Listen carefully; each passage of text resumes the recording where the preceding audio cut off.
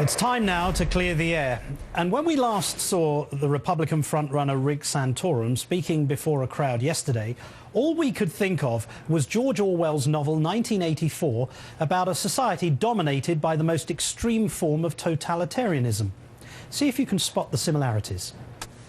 The loud voices that support the Republican Party and the conservative cause.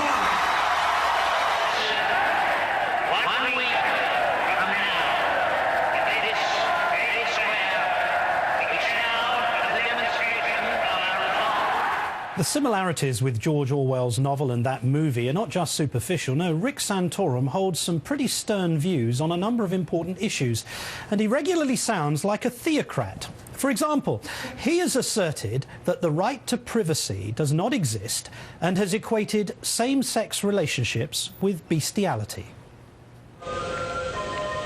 Brothers and sisters, the endless catalogue of bestial atrocities which will inevitably ensue from this appalling act must, can and will be terminated. Mr. Santorum has pledged to repeal all federal funding for contraception and says individual states should be allowed to outlaw any kind of birth control.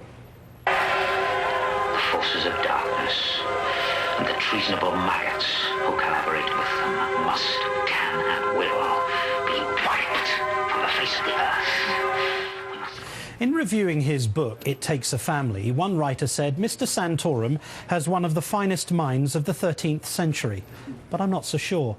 If you listen carefully to Rick Santorum, he sounds more like Stalin than Pope Innocent III. He is a strong man. He will crush his opponents, and he will be powerful like Stalin, and not to tolerate people who are bad. Well, actually, I wouldn't compare myself to Stalin, but... will you vote for my friend? Well, I probably will, but I don't Yes. ever tell people who I'm going to vote for before I vote. If you do not vote for him, he will take power. No, well, depends on whether he gets enough votes or not. If you vote for him, he will make sure that you and your family will have a very good years. But if you do not vote for him, you will be sorry. Okay. I hear you. Yes? I hear what you say.